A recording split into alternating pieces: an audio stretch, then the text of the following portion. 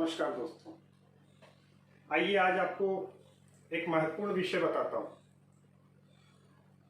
ये विषय है कि एक राज्य से दूसरे राज्य में मुकदमा को कैसे लाया जाता है, अथवा एक जिले से दूसरे जिले में कैसे लाया जाता है, अथवा एक ही जिले में एक जज के पास से दूसरे जज के पास मुकदमा कैसे ले जाया जाता है।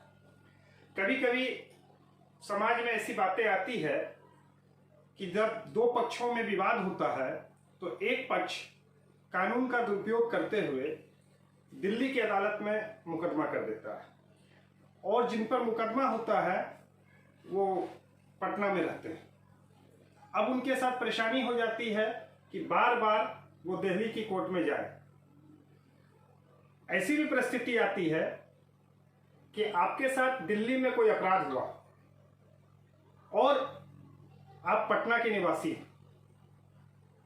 अगर दिल्ली में ही विचारण हो तो पटना से आपको एक तो दिल्ली जाना पड़ेगा, दूसरा आपको ये खतरा होता है कि वो संगठित गिरोह होते हैं, हो सकता है कि आपको हत्या कर दे, आपके साथ कुछ अनर्थ कर दे।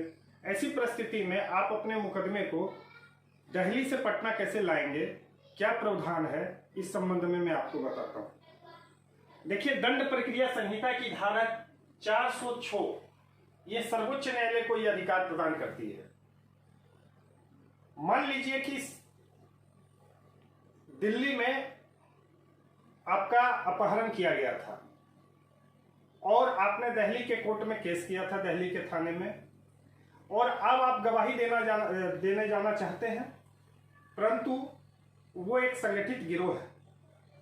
वो आपको वहां धमकी देता है कि अगर आप यहां आओगे तो आपकी मैं हत्या कर दूंगा। तो ऐसी परिस्थिति में तीन व्यक्ति को यह अधिकार है कि वो सर्वोच्च न्यायालय से इसका आग्रह करें कि आपके मुकदमे को यहां पर पटना भेज दिया जाए ताकि उनका प्रभाव कम जाए। वो तीन व्यक्ति कौन होते हैं? पहला तो होता है महान्यायवादी। महान्यायवादी जो होते हैं वो सरकार के आदमी होते हैं। सुप्रीम कोर्ट में वो केंद्र, कभी कभी सरकार भी कुछ महत्वपूर्ण मामलों में खुद अपनी ओर से ये पैरवी करती है कि इस मुकदमे को यहां से हटा के उस राज्य में भेज दिया जाए।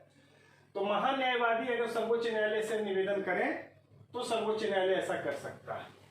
अथवा पक्षकार, जिनके साथ घटना घटित हुई हो या जिन पर मुकदमा चल रहा हो, वो ऐसा साबित कर देते हैं कि अगर इस स्थान पे इस राज्य में मुकदमा रहेगा तो उनसे न्याय मिलने की उम्मीद कम है। ये दोनों व्यक्ति जो है शपथ पत्र के द्वारा अपने आवेदन को समर्पित करेंगे और न्यायालय अगर पा लेती है कि आपका कथन सही है तो आपके मुकदमे को दिल्ली से पटना के न्यायालय में भेजा जा सकता है।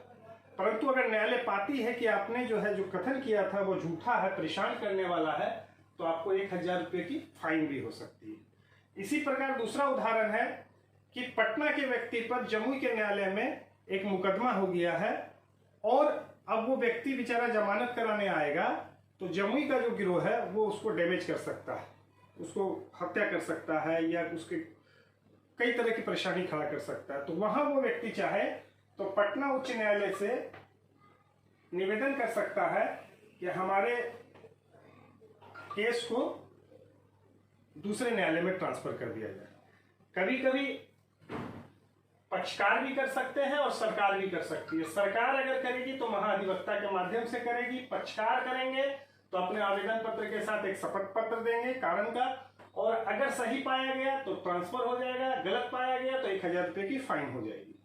इसी प्रकार से कभी कभी ऐसा भी होता है कि मान लीजिए जमुई के किसी न्यायालय में आपका केस हो और दूसरा पक्षकार जो है वो उस न्यायालय के पीठासीन पदाधिकारी के साथ उठता बैठता हो, अथवा आपको ये केवल शक हो। ऐसी परिस्थिति में आप जिला जज से ये निवेदन कर सकते हैं 408 में कि आप साहब हमारे मुकदमे को इस जज साहब से हटा के किसी अन्य जज साहब के न्यायालय में भेज दें, क्योंकि मुझे यहाँ न्याय मिलने में थोड़ी सी मुश्किल हो सकती है। ये जिला जज अपने इस पावर का यूज करते हैं 408 धारा के तहत। ये स्वयं भी कर सकते हैं अगर उनके ज्ञान में कोई बात आ गई हो, या ये पक्षकार के आवेदन पे भी कर सकते हैं। और कभी कभी ऐसा होता है कि कोर्ट स्वयं कहती है कि मामला जो मुझे भेजा गया है मैं इसका विचारण नहीं करना चाहता हूं, क्योंकि एक पक्षकार जो है वो मुझ पर विश्वास नहीं करता या एक पक्षकार को मैं व्यक्तिगत रूप से जानता हूं।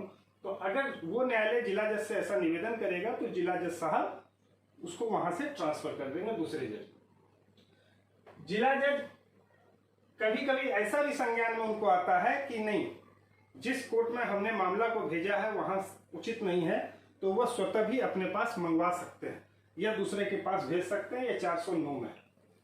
कभी कभी ये पावर मुख्य न्यायिक दंडाधिकारी के पास भी आ जाता है। कभी क्या होता है, कोई छोटे मामले जो होते हैं मजिस्ट्रेट के पास, उसमें जब है ये पाया जाता है कि आपको लगता है कि नहीं साहब हमारा इस जज के यहाँ न्याय नहीं मिल पाएगा, तो इसके यहाँ जो कर्मचारी हैं वो जो है द्वितीय पक्षकार से मिले हुए हो सकते हैं, तो आप अपना निवेदन करें मुख्य न्यायिक दंडाधिकारी से। अब मुख्य न्यायिक दंडाधिकारी प्रथम श्रेणी के न्यायिक दंडाधिकारी से उसे अनुमंडल न्यायिक दंडाधिकारी में भेज सकते हैं अथवा किसी अन्य मुख्य न्यायिक दंडाधिकारी के न्यायालय में भेज सकते हैं।